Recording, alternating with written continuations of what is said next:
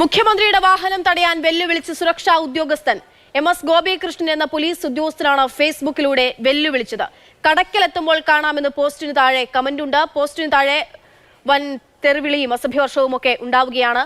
അനന്തകൃഷ്ണൻ വിവരങ്ങളുമായി ചേരുകയാണ്. അനന്തൻ, നേർക്കുനേർ എന്നുള്ളത് ഇങ്ങനെ ആവർത്തിക്കുകയാണോ? ഗവർണർ സമാനമായി തന്നെ നേർക്കുനേരത്ത ഒരു സാഹചര്യം നമ്മൾ കണ്ടു. ഇപ്പോൾ സമാനമായി തന്നെ ഇതാ സുരക്ഷാ ഉദ്യോഗസ്ഥന്റെ ഫേസ്ബുക്ക് പോസ്റ്റ്. എന്താണ് പോലീസ് ഉദ്യോഗസ്ഥൻ ഈ പോസ്റ്റിൽ പറയുന്നത്?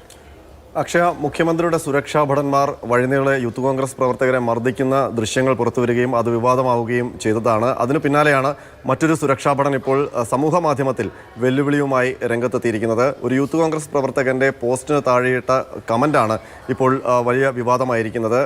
മുഖ്യമന്ത്രിയുടെ സുരക്ഷാ ഭടന്മാരിൽ ഒരാളായ എം.എസ്. ഗോപികൃഷ്ണനാണ് ഈ കമന്റ് ഇട്ടിരിക്കുന്നത്.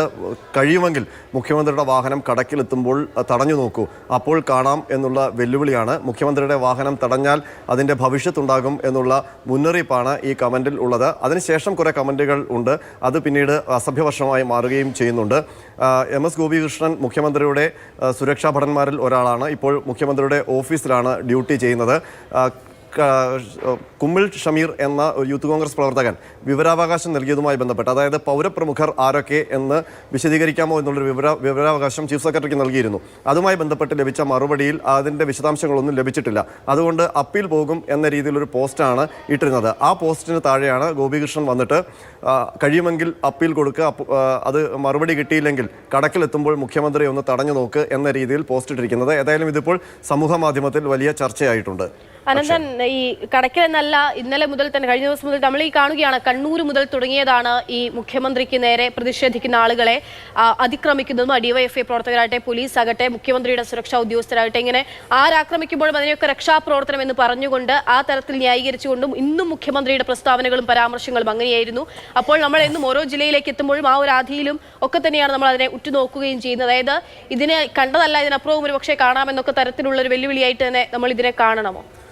അക്ഷയ, നവകേരള സദസ്സിൻ്റെ തുടക്കം മുതൽ, അതായത് കാസർഗോഡ് കഴിഞ്ഞ് കണ്ണൂർ എത്തുമ്പോഴേക്കാണ് യൂത്ത് കോൺഗ്രസിൻ്റെ പ്രതിഷേധമുണ്ടാവുകയും ഡിവൈഎഫ്ഐ പ്രവർത്തകർ അതിനെ പ്രതിരോധിക്കാൻ ഇറങ്ങുകയും അത് കയ്യാങ്കളിയിൽ അവസാനിക്കുകയും ചെയ്തത്. പക്ഷേ അതൊരു കണ്ണൂർ കൊണ്ട് അവസാനിച്ചില്ല. തുടർന്ന് എല്ലാ ജില്ലകളിലും യൂത്ത് കോൺഗ്രസിൻ്റെ പ്രതിഷേധമുണ്ടാവുകയും പോലീസും ഒപ്പം തന്നെ ഡിവൈഎഫ്ഐ പ്രവർത്തകരും ആ പ്രതിഷേധത്തെ നേരിടുന്നത് നമ്മൾ കണ്ടതാണ്. പക്ഷേ ഏറ്റവും ഒടുവിൽ ആലപ്പുഴ കൈതവനയിൽ വെച്ചാണ് മുഖ്യമന്ത്രിയുടെ സുരക്ഷാ ഭടന്മാർ തന്നെ ലാത്തിയുമായി പുറത്തേക്കിറങ്ങി യൂത്ത് കോൺഗ്രസ് പ്രവർത്തകരെ നേരിടുന്ന കാഴ്ച കണ്ടത്. അത് വലിയ പ്രോട്ടോകോൾ ലംഘനമായിരുന്നു എന്ന് ചൂണ്ടിക്കാണിക്കപ്പെടുന്നു. കാരണം മുഖ്യമന്ത്രിയുടെ ഒപ്പം സഞ്ചരിക്കേണ്ട ഗൺമാൻ അടക്കം മറ്റൊരു വാഹനത്തിൽ സഞ്ചരിക്കുകയും പോലീസ് ഉദ്യോഗസ്ഥർ കൈവശം വെക്കാൻ അവരുടെ പ്രോട്ടോകോൾ പ്രകാരം പാടില്ലാത്ത ആയുധം, അതായത് ആ വടി, അത് സാധാരണ ലാത്തിയിലും നീളമുള്ളതാണ്, അത്തരം പ്രോട്ടോകോളിൽ പറഞ്ഞിട്ടില്ലാത്ത ഒരു ആയുധം ഉപയോഗിച്ചുകൊണ്ട് ഈ യൂത്ത് കോൺഗ്രസ്സുകാരെ നേരിട്ടതുമൊക്കെ നിയമപ്രശ്നമായും ചൂണ്ടിക്കാണിക്കുന്നുണ്ട്. പക്ഷേ അതൊന്നും വകവയ്ക്കാതെയാണ് മുഖ്യമന്ത്രിയുടെ അടക്കം ഭാഗത്ത് നിന്ന് ഇതുമായി ബന്ധപ്പെട്ട പ്രതികരണങ്ങൾ വരുന്നത്.